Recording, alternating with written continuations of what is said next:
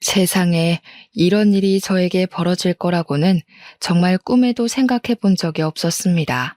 제 나이 60이 훌쩍 넘긴 나이에 돌이켜 지난 결혼 생활을 생각해 보니 참 암담하기 그지없더군요. 당시에는 행복하게만 살고 있는 줄 알고 제 인생은 남들보다는 꽃밭이구나 하고 생각했었는데 그게 전부 제 착각이었다는 걸 알게 되었습니다. 드라마, 영화에나 나오는 막장 사연이 제 이야기일 줄 누가 상상이나 했겠습니까? 모든 사실을 알게 된 지금, 지난 시간들을 되짚어 보니 그때 나에게 했던 말들이 전부 이것 때문이었구나 하고 알게 되었다고 할까요? 어디 가서 말하기도 부끄러운 제 치부와 같은 결혼 생활 이야기를 시작해 보도록 하겠습니다. 저는 남편과 결혼하고 얼마 지나지 않아서 딸을 하나 낳았습니다. 제 배로 낳은 자식이라 그런지 새빨갛게 태열이 오른 딸의 얼굴도 예뻐 보이기만 했었더랬죠. 하루 종일을 울고불고 안아달라고 보채는 와중에도 어디 한 군데 잘못될까 싶어서 조심스럽기 그지없었습니다. 우리 남편도 딸이 울어도 예쁘다, 웃어도 예쁘다, 뭘 해도 예쁘다며 고슴도치 부모의 마음을 대변하는 사람처럼 굴었습니다. 그렇게 행복만 가득할 것 같았던 우리 가족의 비극은 시어머니 아들 타령으로부터 시작되었다고 해도 과언이 아닐 정도였죠. 남편네 집안이 워낙 손이 귀한 집안이라 했습니다. 따지고 보면 남편도 외동아들이었고 남편네 친척도 죄다 딸밖에 없었거든요. 저에게 아들을 낳아야 한다고 난리를 치는 건 당연한 지사였지만 그래도 제가 낳은 딸이 첫 손주라 그런지 예뻐해 주시기는 했습니다. 하지만 순수하게 우리 딸을 예뻐해 주셨다기보다는 아들을 낳아와야 하는데 그거 알지? 둘째는 무조건 아들이어야 한다. 아들이 답이다. 아들만 낳자. 이런 말을 하셨죠. 남편도 아들 타령하시는 시모의 갖은 협박과 회유에 지쳐서 아이 하나만 더 낳자고 저를 조르기 시작했습니다. 저도 딸 하나 낳고 아이를 더 이상 낳지 말아야지 하는 생각은 없었기에 남편의 말에 동의하였고 바로 둘째를 가질 준비를 했습니다. 시댁에서도 아이 하나만 더 낳아라. 아들만 낳았다고 내가 애들 다 봐줄게. 하면서 호언장담하셨던 터라 부담은 별로 갖지 않았습니다. 그렇게 2년을 가까이 노력을 했음에도 불구하고 둘째가 영 들어설 생각을 하지 않더라고요. 첫째 딸은 단박에 신혼여행 가서 생겼는데 둘째가 영 들어서질 않으니까 사람 마음에 조바심이라는 게 들러붙더라고요. 무슨 문제가 있는 게 틀림없다 하는 생각이 들자마자 저와 남편은 병원에 가서 이것저것 검사를 하기 시작했습니다. 저만의 문제가 아닐 수도 있다는 생각에 남편의 손을 꼭 붙들고 산부인과에 가서 임신에 관한 검사를 받았던 거죠. 그런데 병원에서 아주 기야말 이야기를 하시더군요. 제가 다낭성 난소 증후군이라는 겁니다. 첫째 아이를 낳고 나서 발병한 것 같은데 치료를 하지 않고 오래 방치해둔 터라 증상이 심하고 무조건 수술을 해야 한다고 했습니다. 수술을 하지 않으면 큰 병이 될 수 있다고. 하지만 수술을 한다고 불임이 치료되진 않을 것이라고 했습니다. 저와 남편은 말도 안 되는 소리라고 난리를 쳤죠. 첫째를 낳았는데 어떻게 불임이라는 말을 할 수 있냐고요. 그랬더니 후천적으로도 언제든지 불임은 생길 수 있는 거라며 저를 생각한다면 하루빨리 수술부터 해야 한다고 했어요. 하늘이 무너지는 줄 알았습니다. 아들을 꼭 낳아야만 하는데 불임이라는 소리를 들으니까 정말 머릿속이 새하얗게 변하는 것 같았습니다. 제가 아이를 더 이상 낳을 수 없다는 이야기를 시모가 알기라도 한다면 정말 집에서 쫓겨날지도 모르는 일이었거든요. 하지만 언제까지 시모를 속일 수도 없는 일 아니겠습니까? 결국 시모가 제가 불임이라는 것을 알게 되었고요. 엉엉 울면서 바닥을 치다가 저를 치다가 소리를 지르고 난리를 치시더라고요. 아들을 낳아야 하는데 아들을 이러시면서요. 제가 아파서 당장 수술을 해야 된다는 말보다 아들을 낳을 수 없다는 게 시모에게는 훨씬 더 큰일이었던 겁니다. 저도 많이 속상했죠. 하지만 제가 아들을 낳을 수 없는 몸이라는 건 기정사실화된 일이니 제가 시모에게 대들거나 할 수 없었습니다. 그 모질고 거지 같은 시모의 천대를 제가 다 받아내야만 했습니다. 천대는 괜찮았습니다. 우리 딸은 그래도 손녀라고 은근히 챙겨주시긴 했으니까요. 남편도 저의 마음을 꽤 많이 위로해 주었고 우리 가족과 영원히 함께라면 이 정도 시련은 감수할 수 있을 거라 생각했습니다. 우리 시모가 독실한 기독교인이라 이혼은 죽어도 안 된다. 이혼하면 교회 못 나간다고 생각하시는 분이어서 그나마 쫓겨나진 않았달까요? 그러니 시모의 분노가 오로지 저에게로 꽂히긴 했지만 그래도 우리 남편, 내 딸과 함께 할 수 있음에 진심으로 감사했습니다. 남편한테 밖에서 아이라도 낳으라고 하고 싶어 하시는 것 같았지만 이것 또한 기독교 교리에 어긋나는 행동이라고 하더군요. 이혼을 시킬 수도 없고 그렇다고 대를 이을 아들을 포기할 수도 없고 우리 시모는 하루하루 말라갔습니다. 남편에게 남동생이라도 있었더라면 몰라도 외동아들이니까 더 이상 아들의 씨를 이을 수 없다는 게 시모에게는 세상이 무너지는 일이라고 하더라고요. 처음에는 오롯이 제 편에 서서 아들 타령 그만하시라고 소리를 쳐주던 남편도 점점 지쳐가기 시작했습니다. 시름시름 앓으며 살이 죽죽 내리는 시모를 보면서 우리 남편은 어느 날부터 제 편을 들어주지 않았습니다. 은근히 제가 불임이 된 탓을 하기도 했죠. 그럴 때마다 우리 부부는 부부싸움을 하게 되었습니다. 시모의 아들 타령과 고된 참견에 우리 부부의 사이가 소원해지기 시작한 거죠. 시모는 저와 눈이 마주칠 때마다 아들 타령을 해댔고 저는 더 이상 아이를 가질 수 없는 몸인데도 그 타령을 하는 시모에게 스트레스를 받았고요. 우리 남편에게 매일같이 소리치고 치댔기 때문에 남편은 저로 인해 스트레스를 받기 시작했습니다. 늘 한결같을 줄 알았던 우리 사이가 점점 틀어지기 시작한 순간이었죠. 부부간의 대화도 눈에 띄게 줄다 못해 사라지게 되었고 부부로서 해야 하는 의무 정도만 이행하는 사이가 되었습니다. 저녁밥을 차린다던가 빨래를 한다던가 청소를 한다던가 그런 의무요. 나중에는 남편과 각방까지 쓰게 되었습니다. 표면적으로는 코골이 소리가 시끄러워서였지만 실상은 그게 아니었죠. 시모는 나중에 미친 사람처럼 저에게 기도에 매달리면 아이가 들어설 것이라고 저에게 기도를 강요했습니다. 이미 의학적으로 임신을 할 수 없는 몸이 되었음에도 포기하지 않고 매달리는 시모의 집착스러운 면모에 저도 너무 당황스러웠어요. 이런 이야기를 남편에게 해봐야 남편은 저에게 소리치면서 어떻게 해달라는 거야 따위의 말밖에 하지 않았습니다. 남편은 나중에 저에게 정말 힘들다며 눈물로 읍소를 했고 그 모습을 본 저는 더 이상 남편에게 방어를 요구하지 않았습니다.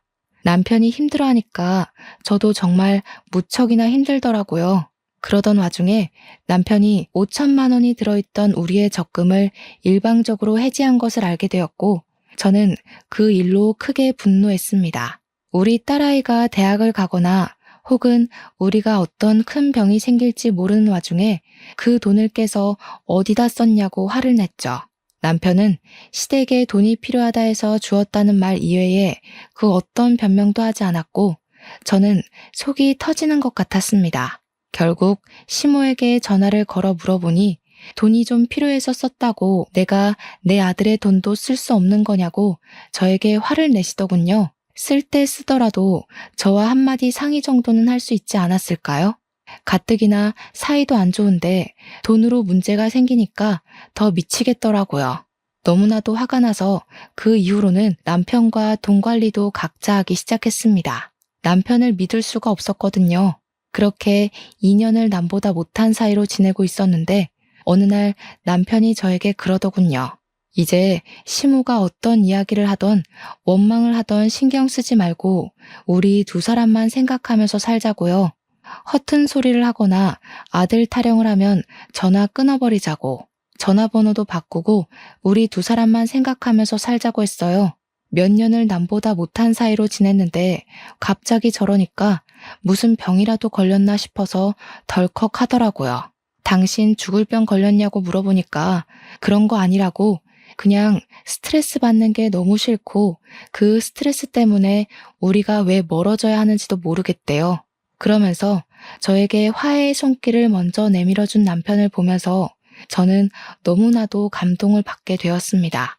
살얼음판 같았던 집구석이 그 한마디, 그 손길 하나로 사르르 녹는 것 같은 착각이 들 정도였습니다. 그때라도 제가 무슨 일인지 꼼꼼하게 파헤쳤어야 했는데 너무나도 바보같이 감언이설에 넘어가고 만 것이죠. 물론 하루아침에 좋아질 수 없는 관계였기에 남편과 저는 무한한 노력을 해야 했습니다. 회사 일을 제외하고 저녁은 무조건 집에서 먹기로 했고, 주말 중 하루는 밖에 나가서 외식을 하고 하루는 같이 요리를 하기로 했습니다.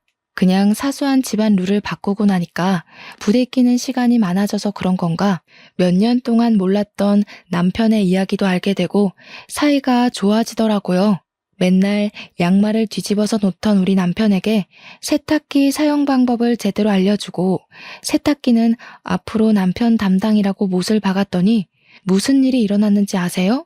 남편이 양말을 곱게 벗어서 세탁실에 두더라고요. 자기가 해보니까 뒤집어서 세탁기에 넣는 게 잘못된 일이라는 걸 알게 된 거죠.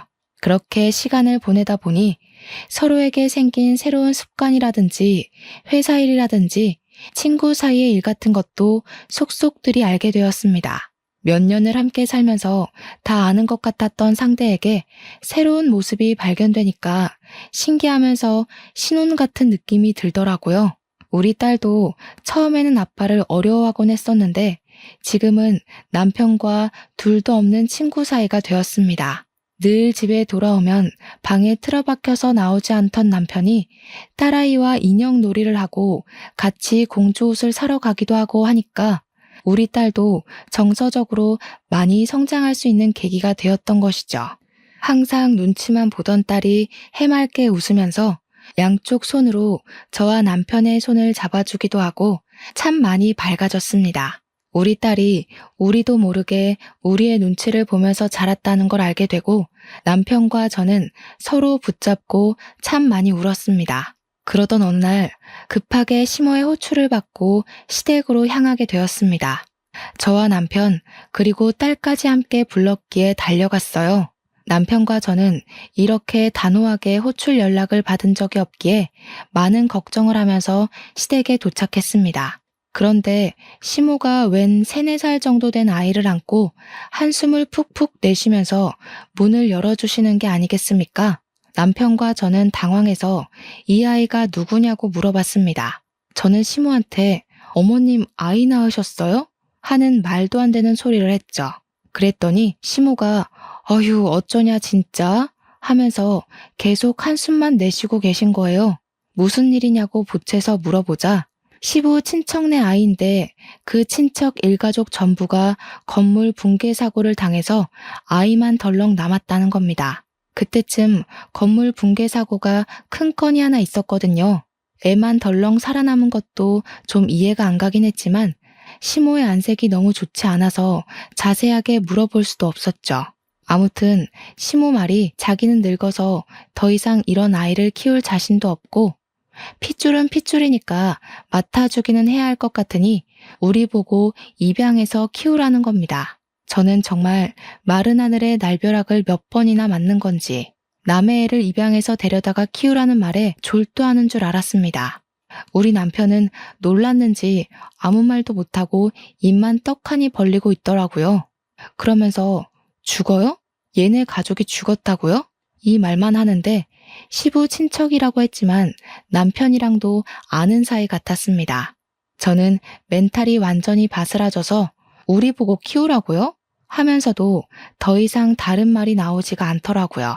몇 살이냐고 물어보니 시모가 조심스럽게 3살이라고 이야기를 하는데 막막한 겁니다. 제가 보육원에 보내야 하는 거 아니냐고 물어보니까 시모랑 시부가 어떻게 핏줄을 보육원에 보낼 수 있냐고 강경하게 이야기를 하더라고요.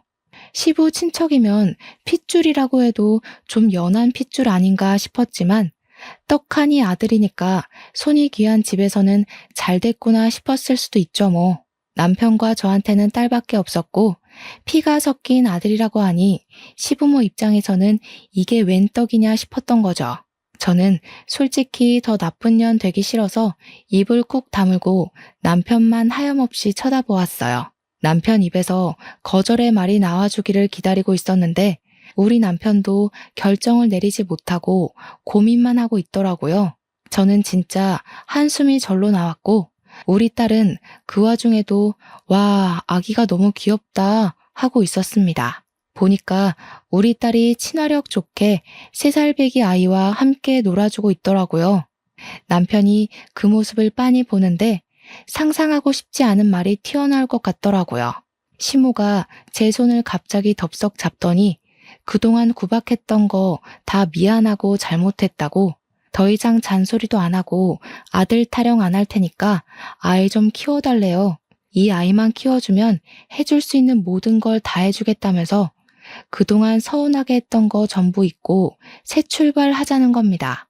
살림에도 전혀 간섭 안 하고 이 아이만 맡아주면 죽은 듯이 살겠다고 하시는데 제가 정말 발을 동동 구르고 싶었어요.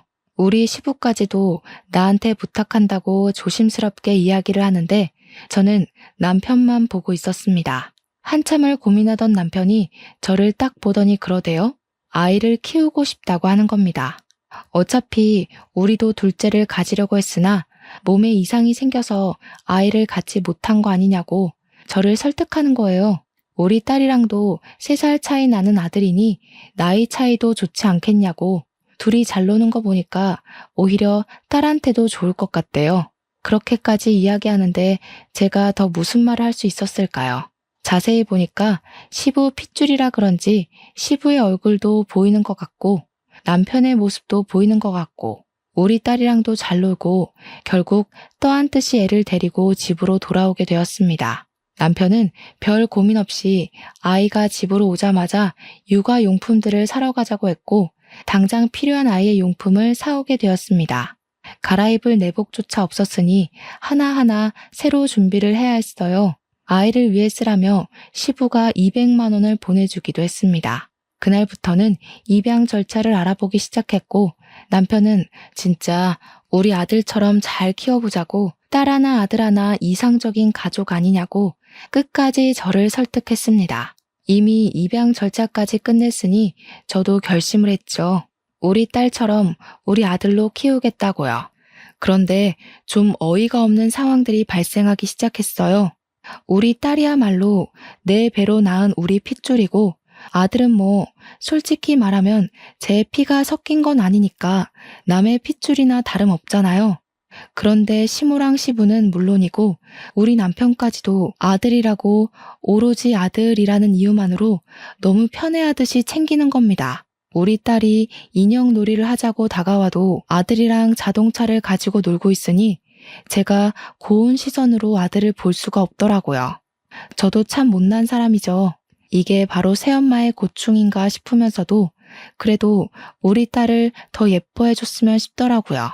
제가 점점 딸에게만 신경을 쓰게 되고 마음이 기울게 되니까 아들은 점점 더 남같이 느껴지고 저도 모르게 아들의 실수를 눈감아주지 않고 싸늘하게 대하게 되고 예뻐 보이지도 않더라고요. 이게 바로 차별이라는 거잖아요.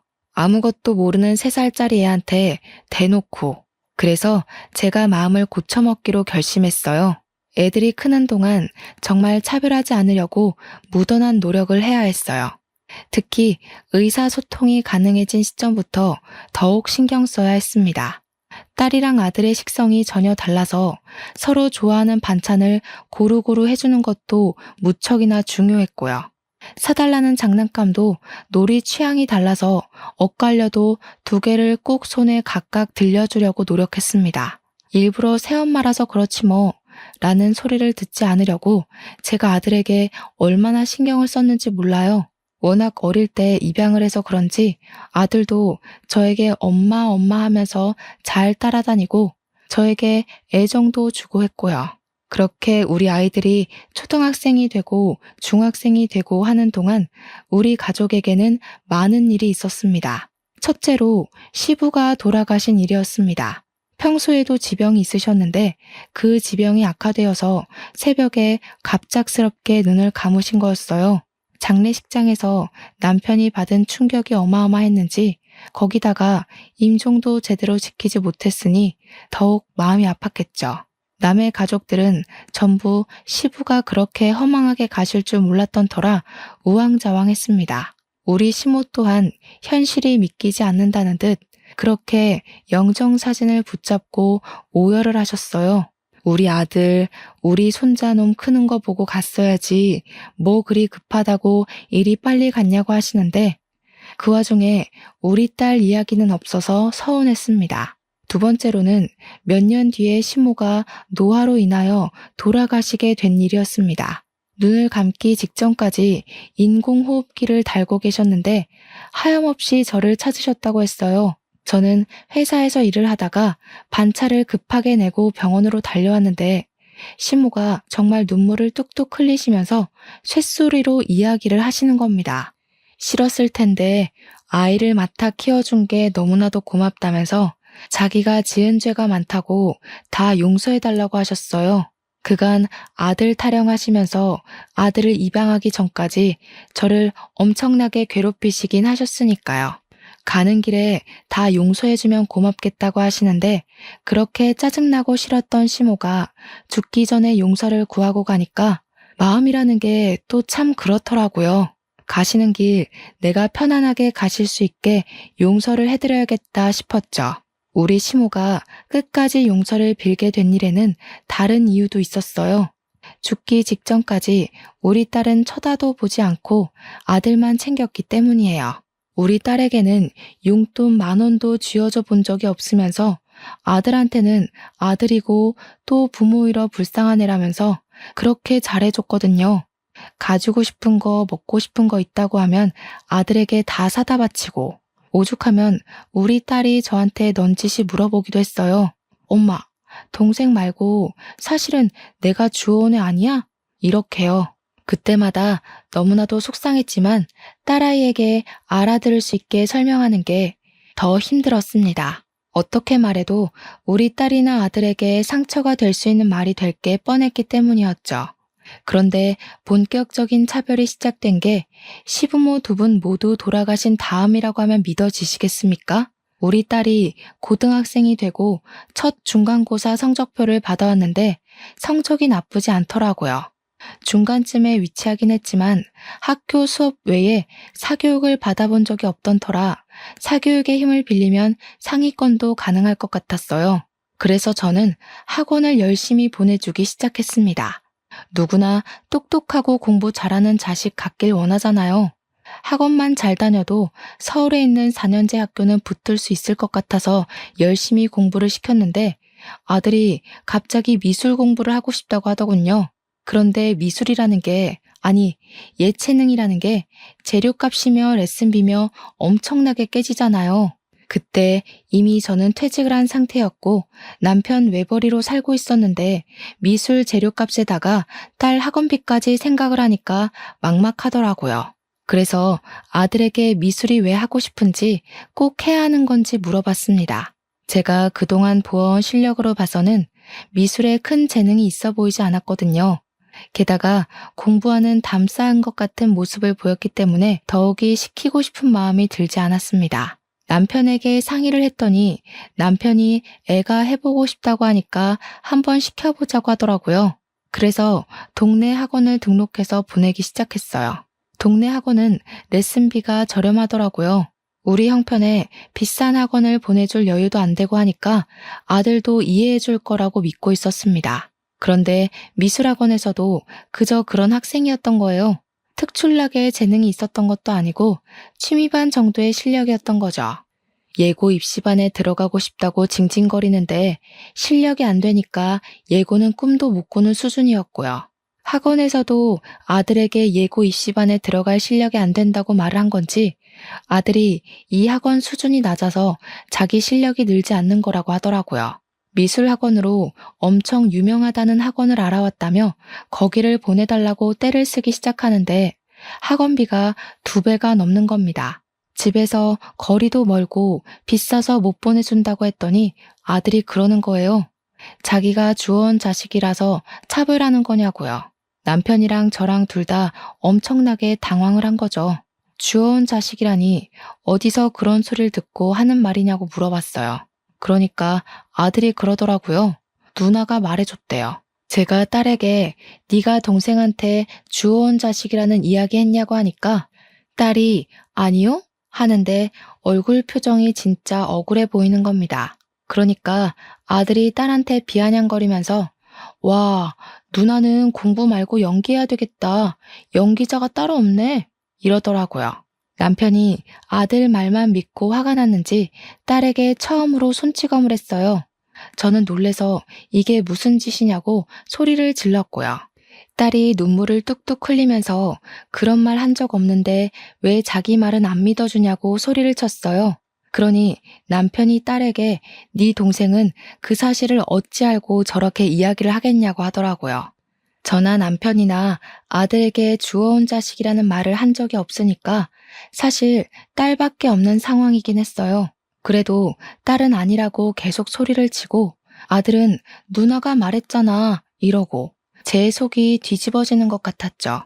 결국 아들이 미술 학원을 옮기겠다고 난리를 치니까 남편이 딸 학원을 그만두게 하라고 하더군요. 어차피 우리 딸이 공부해봐야 거기서 거기 아니냐고 차라리 예체능 하겠다는 아들을 밀어주는 게 낫다고 했어요. 그때부터 저는 딸의 학원비를 벌기 위해서 파트타임 아르바이트를 시작했습니다. 우리 딸에게 종합학원은 못 보내줘도 취약한 과목 2개 정도는 들을 수 있게 돈을 벌기 시작한 거죠. 아들은 떵떵거리면서 미술 입시를 준비했고 결국 예고는커녕 인문계도 간당간당하게 입학을 했습니다. 제가 봐도 실력이 별로였는데 당연히 전문가들이 봤을 때는 애들 장난으로 보였겠죠. 재료값만 해도 한 달에 몇십만 원이었는데 돈을 땅에다가 버린 거나 마찬가지였어요. 그런데 우리 남편이 아들에게 그러더라고요. 원래 실패가 다 밑거름이 되는 법이라고 앞으로 잘하면 된다고요. 우리 딸은 그렇게 열악한 상태에서 공부하고도 서울에 있는 4년제 학교에 입학을 했습니다. 그런데 학교에 가려면 등록금이 필요하잖아요. 남편한테 우리 딸 등록금을 내야 한다고 하니까 학자금 대출을 받으라는 겁니다. 아들한테는 돈 아까운 줄 모르고 쏟아붓더니 정작 딸 대학 등록금이 없다는 게 말이 됩니까? 우리 딸은 아빠한테 손찌검을 당한 이후로 남편과의 대화를 완전히 차단했어요. 혼자 알아서 하겠다고 하더니 학자금 대출 받고 틈틈이 아르바이트와 과외를 하면서 자기 혼자 벌어서 학교를 다니더라고요. 제가 파트타임 아르바이트를 하면서 번 돈은 모조리 딸에게 주었죠. 고등학교에 입학한 아들은 미술 학원을 그만두었어요. 정말 한숨만 나네요.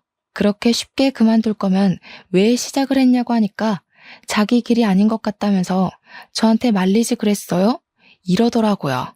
하고 싶다고 했을 때 시켜준 게 누구냐면서 엄마 덕분에 시간 버렸네요 하는데 손이 부들부들 떨렸습니다. 친엄마가 아니라고 자기한테 관심 없는 거 아니냐면서 이번에는 연기 학원을 다니고 싶다는 거예요. 저는 어이가 없어서 대꾸하길 포기했는데 우리 남편은 미술 학원비나 연기 학원비나 그게 그거 아니냐고 보내주라고 하더라고요. 우리 딸은 등록금도 자기가 벌어서 가는데 그게 무슨 소리냐고 차별하냐고 물어봤더니 남편이 이게 무슨 차별이냐고 하더라고요. 아들이 잘 돼야 나중에 우리가 먹고 살기 편하지 않겠냐고 딸은 출가 외인이래요. 결국 아들은 연기학원에 등록을 했습니다. 그런데 발연기도 그런 발연기가 없나 봐요. 학원 선생님이 저한테 연락해서는 지방에 자리가 많이 남는 전문 대학교를 알아보는 게 좋겠대요.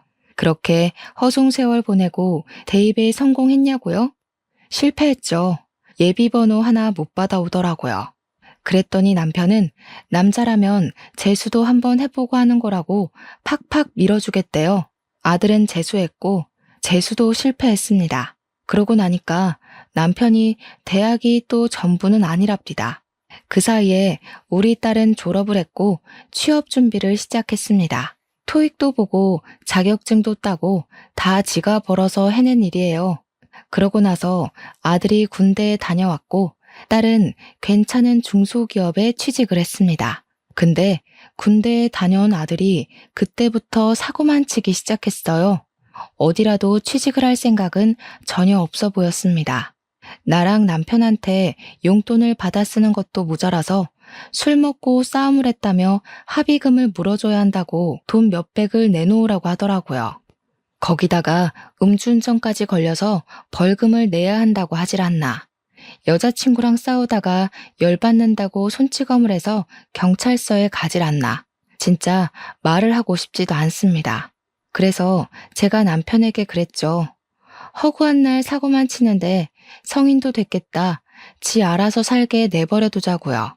그러니까 저한테 키운 정도 없고 네가 엄마냐고 하대요. 저는 남편과의 대화를 다시 차단하기 시작했습니다. 그렇게 몇 년이 지나고 남편이 어느 날 갑자기 쓰러졌어요. 암이라는 거예요. 또다시 날벼락을 맞나 싶었는데 병원에서 그렇게 심각한 상태는 아니고 초기에 발견되어서 다행이라고 하더라고요.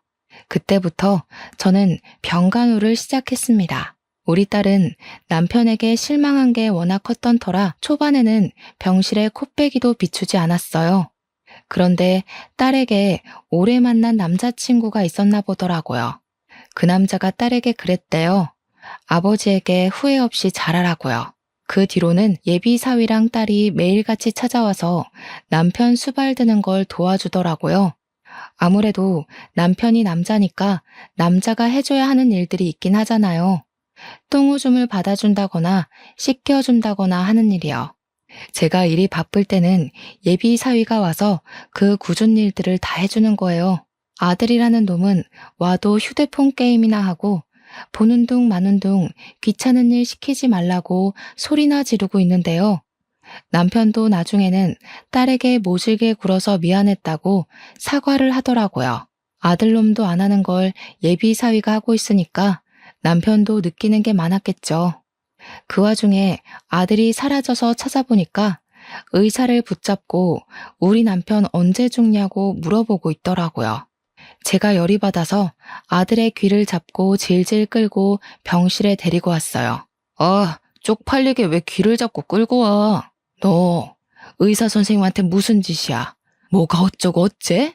제가 일부러 남편 들으라고 아들의 만행을 까발리려고 했는데 아들이 먼저 선수를 치더라고요. 아빠, 그냥 치료할 바에는 치료 포기하는 게 속 편할 수도 있어. 아빠 재산이 얼마나 있었지? 그거 나한테 주는 거 맞지? 내가 아빠 너무 힘들어 보이길래 자식으로서 걱정돼서 하는 말이야. 이게 정신 못 차리고 무슨 짓거리야? 아, 엄마는 날 또 너무 몰아세운다 진짜. 의사한테 들어보니까 상태 별론 것 같던데? 그래서 하는 말인데 갑자기 죽으면 재산 문제로 골치 아프니까 미리 유언장 쓰는 건 어때? 나도 아빠 자식인데 나한테 많이 물려주면 내가 엄마는 책임질게. 나 믿지? 그러니까 너무 걱정 말고 세상에 미련도 그만 가지고. 그 말에 남편은 씩씩거리면서 부들거렸어요. 무슨 말을 해야 하는지 머리가 지끈거릴 정도였습니다. 남편은 아들을 정말 한 대 칠 것 같은 표정이었지만 자기가 오냐오냐 키운 탓이 크다고 느꼈는지 화를 그냥 참더라고요. 다행히 우리 남편은 항암을 하면서 암 사이즈가 많이 줄었고 수술도 성공적으로 끝이 나게 되었습니다. 앞으로 회복에만 집중하면 된다고 해서 온 가족이 마음을 놓게 되었어요. 그렇게 남편이 기운을 차리게 된 시점에 우리 딸이 드디어 예비 사위와 웨딩 마치를 올리게 되었습니다. 남편의 손을 잡고 버진로드를 걸어가는 순간부터 우리 딸이 눈물을 보이더라고요. 딸의 결혼식을 마치고 신혼여행을 가 있는 동안 남편은 집에 들어오지도 않는 아들에게 실망했는지 저에게 파양을 하자고 했습니다. 그렇게 해달라는 거 다 해주고 키웠는데 아빠 언제 죽어? 유산은? 이러니까 실망이 엄청나게 컸겠죠. 남편은 더 볼 것도 없다고 파양 소송을 걸었고 그동안 경찰서 들락날락하고 합의금 물어준 게 모두 소명이 되어서 파양 신청이 되었습니다. 아들은 그 소식을 듣고 찾아와 집을 아주 난장판으로 만들었어요. 역시 좋은 새끼는 필요 없다 이거지? 아주 부모랍시고 참견할 때부터 마음에 안 들었어. 어차피 나한테 부모 같은 거 필요도 없었으니까 내가 혼자 살 수 있게 마지막으로 원룸 하나만 해줘.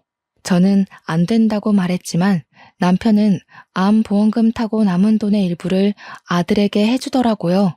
화도 내고 달래도 받지만 남편은 강경했고 아들 녀석은 그 돈 받아간 이후에 일절 연락도 없고 찾아오지도 않고 깜깜무소식으로 지내더군요. 그렇게 시간이 또 몇 년 지나고 우리 딸은 아이도 낳고 행복한 가정을 꾸리며 누구보다 잘 살고 있었어요.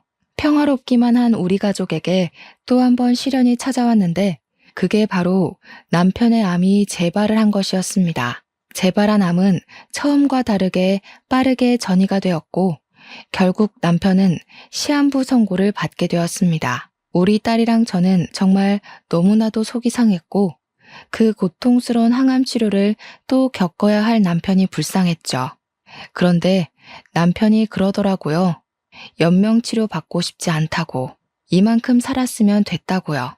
우리는 남편의 그 뜻을 존중하기로 했습니다. 남편은 자기가 받는 연금 통장이랑 암 진단 보험금에 사망 보험금까지 합치면 먹고 사는데 큰 문제는 없을 거라고 했어요. 사람이 죽을 때 되면 변한다더니 왜 저러나 싶었습니다. 그렇게 3개월 동안 많은 추억을 쌓으려고 노력했고 우리 남편은 고통을 참으며 눈을 감았습니다. 저는 연락하지 않았지만 우리 딸이 어떻게 아들에게 연락을 했더라고요. 아버지 돌아가셨다고요.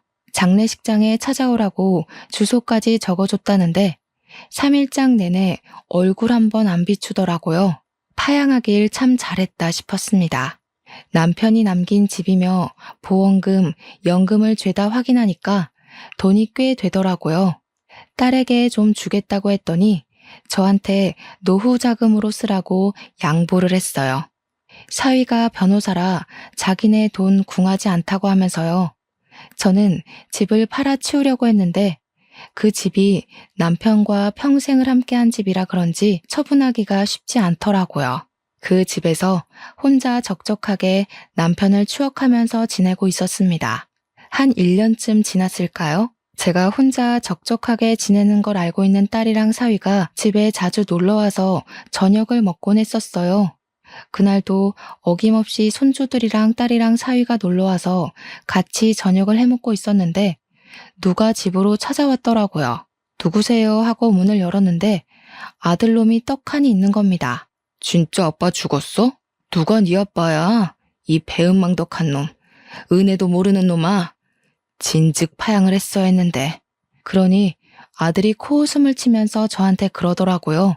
지금 장례식장에 안 왔다고 이러는 거야? 사정이 있었어. 누나도 있었네. 나도 배고프니까 밥 좀 줘. 교도소 밥이 영 맛대가리가 없어서 살 빠진 것 같아. 교도소에 다녀왔다고? 몰랐어? 관심 너무 없는 거 아니야? 뭐 아빠가 준 돈 도박으로 날려먹고 한탕 크게 치려고 사기 한 번 쳤는데 재수없게 걸렸어. 내가 아빠 장례식장에 안 간 게 아니라 못 간 거야. 교도소에서 파양된 놈이라고 안 보내주던데? 진짜 온몸이 휘청거리는 느낌이었습니다. 저걸 자랑이라고 말을 하는 건지 정말 사이코패스 같았어요. 나도 아빠 유산 받을 자격 있는 거 알지? 돈 좀 줘. 돈 없어서 굶어 죽을 지경이야. 딸이고 사이고 할 거 없이 너무 어이가 없어서 아들놈한테 무슨 개소리를 하는 거냐고 난리를 쳤습니다. 이미 파양당해서 아무런 권리도 자격도 없는 놈이 여기가 어디라고 찾아오냐고 딸이 고래고래 소리를 치니까 아들이 그러는 겁니다. 뭐야, 아직도 모르고 있어? 나 아빠 친자식이야. 표정들 보니까 진짜 몰랐나 보네. 나 아빠가 밖에서 나온 자식이잖아. 와, 대단들 하다. 할머니도 아빠도 끝까지 말 안 해주고 죽은 거야? 제가 손을 벌벌 떨면서 무슨 말도 안 되는 소리를 하고 있냐고 하니까 지갑에서 꼬깃꼬깃한 종이를 펼쳐서 보여주는데 친자 확인서더라고요. 남편 이름이랑 아들 이름이 떡하니 적혀 있는데 친자 확률 99.97%라고 적혀 있었습니다. 저는 그 자리에서 바닥에 주저앉고 말았어요. 온몸에 힘이 풀려버렸거든요. 그러니까 저 망나니가 나랑 남편이 소원하고 서로에게 의지하지 않던 그 시절 남편이 밖에서 낳은 자식이라는 거였습니다. 제가 믿질 못하자 아들이 시모의 친필 편지라면서 제가 나중에 믿지 못하면 보여주라고 했다며 시모의 인감도장이 찍힌 편지를 건네주었어요.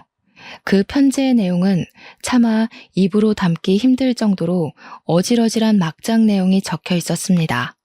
친모인 여자가 애를 키우고 있었는데 사고로 죽는 바람에 보육원에 갈 처지에 놓인 아들을 시모가 데려온 거였어요. 남편이 나 몰래 5천만 원의 적금을 깼던 것도 저 망나니를 키울 양육비를 줬던 거래요. 아들은 정말 남편의 사생아였고 남편의 자식으로 입양까지 했으니 친자식처럼 잘 키워주라는 내용이었습니다. 만약 며느리가 믿지 못할 시에 이 편지를 보여주라고 친절하게 적혀 있었어요. 제가 얼마나 뒤통수를 맞은 기분이었겠어요. 손을 부들부들 떨면서 그 편지를 읽자 아들이 그러더군요. 이제 나도 상속받을 자격이 충분한 거 알겠지? 나한테도 유산 내놔. 나 돈 필요해. 그러자 변호사인 우리 사위가 나서서 이야기를 하기 시작했습니다. 이미 파양 소송을 통해 파양이 완료된 점, 친자 확인서가 이제 와서 별 소용은 없습니다. 게다가 장인어른 유산은 이미 100% 장모님에게로 증여가 되었기 때문에 자식들에게는 권한이 없습니다. 장모님이 추후에 돌아가신다고 해도 파양된 그쪽은 장모님 친자가 아니라서 권한이 없습니다. 아이씨, 네가 뭘 안다고 껴들어서 지랄이야. 너도 나한테 한번 당해볼래? 네가 무슨 변호사야, 검사야. 엄마 짜증나게 하지 말고 돈 내놓으라고. 사위가 변호사 배지를 보여주니까 그제야 아들이 눈치를 한번 쓱 보더니 입을 다물더라고요. 우리 사위 말 잘 들었지? 네 목 없단다. 그러니까 썩 꺼져. 내가 엄마 사는 집을 몰라, 전화번호를 몰라, 뭘 몰라? 다음에 다시 올 테니까 그때까지 돈 마련해둬. 알았지? 원래 내일 없이 사는 인간이 제일 무서운 거 알지? 난 경고했다. 아들이 사라지자마자 딸이 저한테 집부터 옮기자고 하더라고요. 저도 솔직히 저 망나니가 무서워서 급한 짐부터 딸의 집으로 옮겼어요. 다음 날 사위가 근처 부동산에 집을 내놨고 남편과 살았던 추억이고 나발이고 엿이나 까잡수라고 영정사진에 대고 욕을 한 뒤 집을 팔아버렸습니다. 그 뒤로 전화번호도 바꿔버렸고요. 등기부등본을 열람할 수 없도록 막아버렸습니다. 그 뒤로 새 세입자에게 망나니가 찾아와서 몇 번이고 저를 어디로 빼돌렸냐면서 폐악질을 했나 보더라고요. 결국 경찰이 오기도 하고 난리가 났었고 저는 보복이 두려워서 경찰에 신변보호 조치를 요청했습니다. 몇 개월 뒤에 아들의 구속 소식이 들려왔습니다. 술을 먹고 싸움질을 하다가 합의금을 마련하지 못해서 구속됐다는 것이었어요. 구치소에서 얼마나 있을지 재판이 끝나고 형량을 얼마나 받을지 몰라 속을 졸이며 살고 있습니다. 진지하게 사위가 이민을 가거나 지방의 소도시로 이사를 가자고 하고 있어서 고민 중에 있는데 우리가 그 더러운 똥을 피해야 하나 싶기도 하고요. 그나마 사위가 변호사라서 아들에 대해 이것저것 알아볼 수 있는 위치라 정말 다행이라 생각합니다. 사위 아니었으면 돈도 다 뜯겼을지도 모르죠. 한 가지 바라는 건 재판에서 형량 세게 맞고 깜빵에서 평생 썩었으면 좋겠다는 마음뿐이랍니다. 혹시라도 누가 알아볼까 최근 근황에 대해 자세하게 적지 못하는 점은 양해 부탁드릴게요. 제 이야기를 들어주신 청취자 여러분께 다시 한번 감사 인사드리면서 여기서 마무리하도록 하겠습니다.